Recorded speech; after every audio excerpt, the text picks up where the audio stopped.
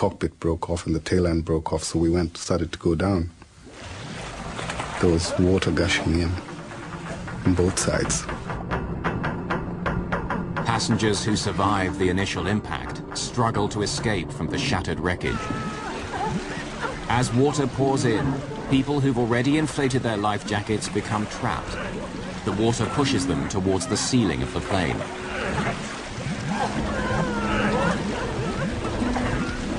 In that kind of panic, people do all sorts of things that maybe are not rational.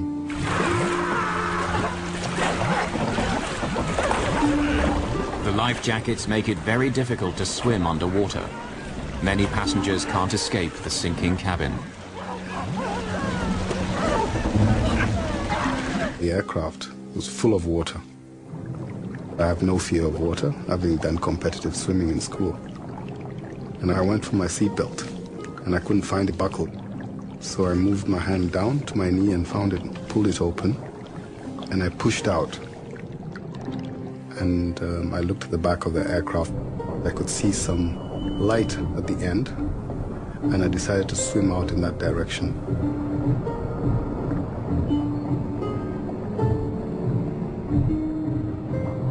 As I swam out, one of the passengers trying to get out of the seat grabbed my leg. And I said to myself, oh my God, this can cause me to drown. But I decided not to fight back. And they pulled themselves out and let go of my leg. And then I continued to swim out to the back of the aircraft and swam to the surface.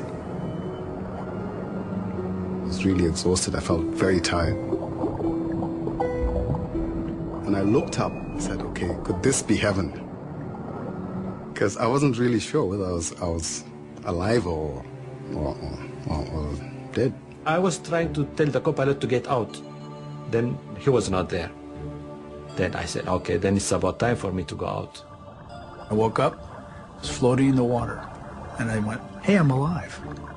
I looked for my wife who'd been sitting on my right, and she was gone. My heart sank.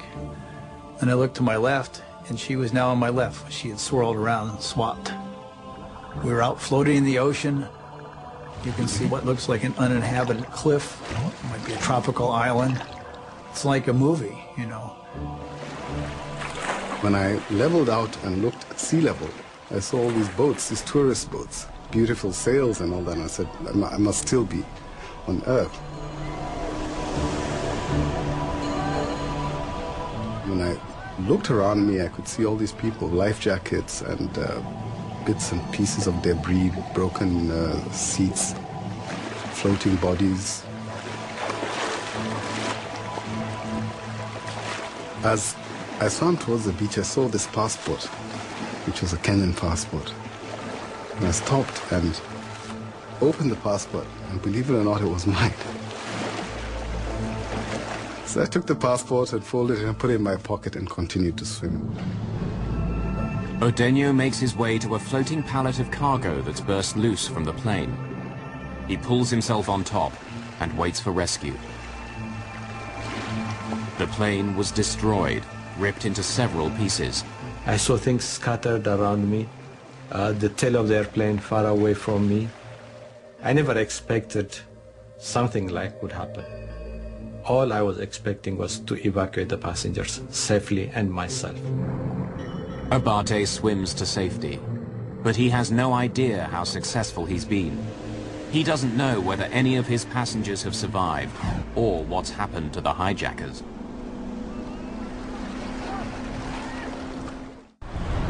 After a 4-hour struggle with hijackers, Captain Leul Abate crash lands his passenger jet in the Indian Ocean near the Comoros Islands. Oh my God! His plane is shattered, but his skill may have saved the lives of many on board. For those who survived the crash, Abate's decision to ditch the plane near the shore means that although the airliner breaks into pieces, it doesn't sink very far. Fortunately, the water was very shallow. In some cases, people were able to get out. Locals and tourists swarm out to the downed aircraft. A group of scuba divers, who narrowly missed being hit by the aircraft, help with the rescue effort. In an amazing stroke of good luck, some French doctors are staying at the resort. They offer immediate medical assistance. In the end, of the 175 people on board the plane, 50 survive. Without the actions of Abate, many more could have died. Without power and unable to use his flaps, Captain Abate lands at 370 kilometers per hour, over 100 kilometers per hour above the normal landing speed of a 767. Once the captain made the decision that he had to ditch, the best thing that he could do was keep the airplane as close to land as possible. Abate also tried to make the landing as smooth as possible. At the last moment, he turned the jet, hoping to land parallel to the waves instead of crashing into them. As soon as the plane hit the water, it was ripped out of Abate's control.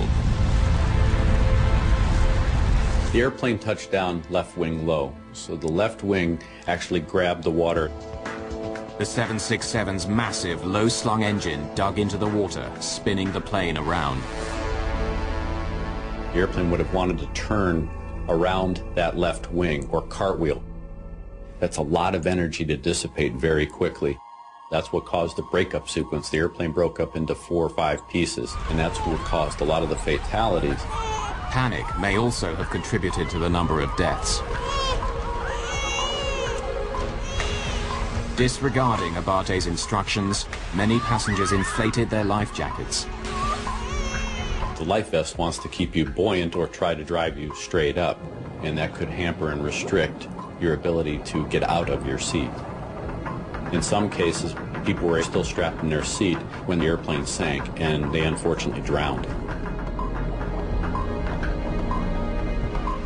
Mo Amin, who had tried to rally the passengers against the hijackers, was standing up when the plane crashed. He was probably thrown against a bulkhead when the plane crashed, dying instantly. Mo had survived everything. He had more than 9 lives. And the idea that he should just be on an ordinary standard flight, when the kind of news story that he wasn't aware of, hadn't been assigned to, caught up with him, and to be killed in this way, has a kind of horrid irony about it. The hijackers, who refused to sit for the landing, also died in the crash.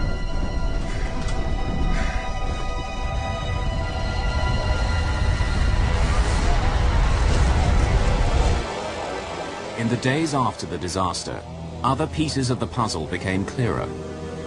Despite claims by the hijackers that there were 11 of them, in fact there were only 3. But who were these desperate men, and what were their motives? They were imprisoned, thrown in jail, persecuted and tortured by the government.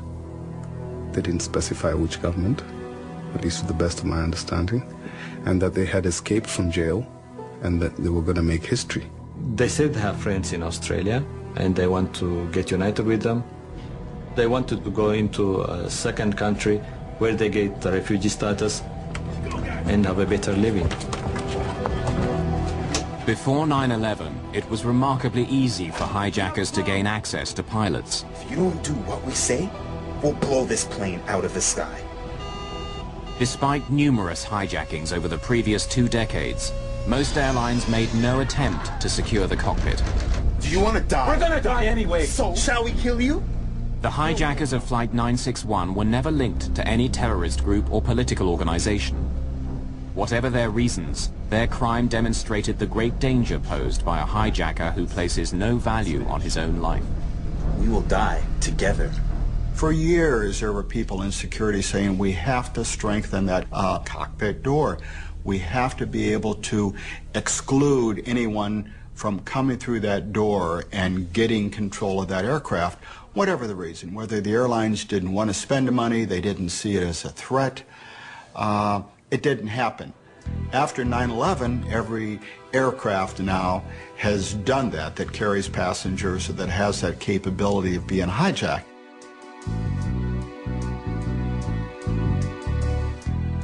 Nothing is inevitable.